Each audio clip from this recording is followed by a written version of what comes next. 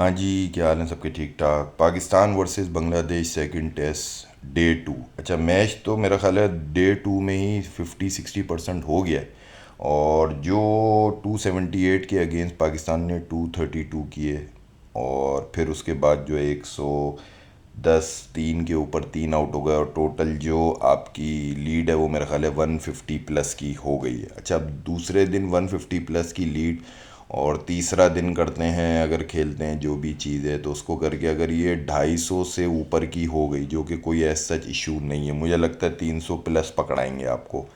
तो आप वो किस तरह बनाएंगे क्या है? अच्छा, ओवरऑल जो सीरीज़ चल रही है, एक तो सबसे पहले कि बाबर ने जिस तरह से बैटिंग करी फर्स्ट इनिंग में, और साजिद खान ने, तो ऐसा लग रहा था कि 9 हमारे जो है बॉलिंग ऑलराउंडर हैं, 2 ही बैट्समैन हैं। जिस तरह से बैटिंग चीज़ें चल रही थी, रिजवान का वही खब्बे पे फंसना, कभी लीव करना चीज़ें, चलो खिला लो एक आध टेस्ट और खिला लो, शान मसूद को और खेल लो, देखो किस किस की तनख्वाह इनके जो ज़ाहिर है कि बैंक से जो इनके ताल्लुकात हैं, जो इनके हैं बैंक में, शायद उससे आ रही हैं तनख्वाहें, या कौन सी गोटी अटकी हुई है जिस पे ये नहीं हट पाता। 15 में से 11 टेस्ट मैच हार गया, 4 रह गए, ओपनर से सेकंड डाउन आया, वन डाउन आया, मतलब ये भी ये वाला पौआ चाहिए। अगर दुनिया में तरक्की करनी है तो शान मसूद वाली सेटिंग होनी चाहिए। वर्स्ट टू वर्स्ट गटर कीचड़ परफॉर्मेंस पे भी कप्तानी चल रही है, तो ये वाला लेवल जो है वो मिल जाए तो बहुत अच्छा है। ऐसा कोई हमारी भी पीआर हो, चीज़ हो।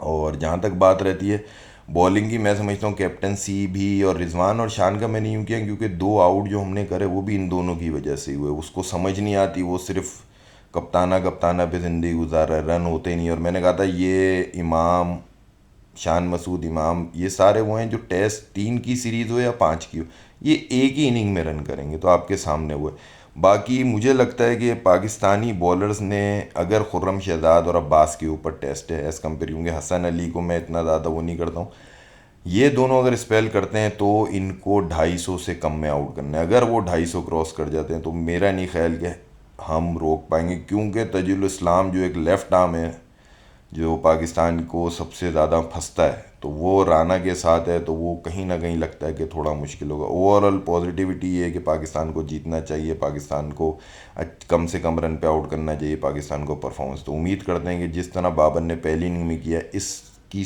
दूसरी इनिंग में भी मैच विनिंग जो है वो इनिंग निकल के आएगी और हम सीरीज़ को बराबर कर लेंगे। वरना तो ज़ाहिर है कि हम और नीचे चलाएंगे। जहाँ तक ऊपर बच्चों की बात है, मैं समझता हूँ इनको 2 4 5 सीरीज़ें देनी चाहिए। जब शान मसूद जैसा और हमारे पास और ऐसे 2 4 चूज़े हैं तो ये भी चल सकते हैं, ये भी मुर्गे बन जाएंगे।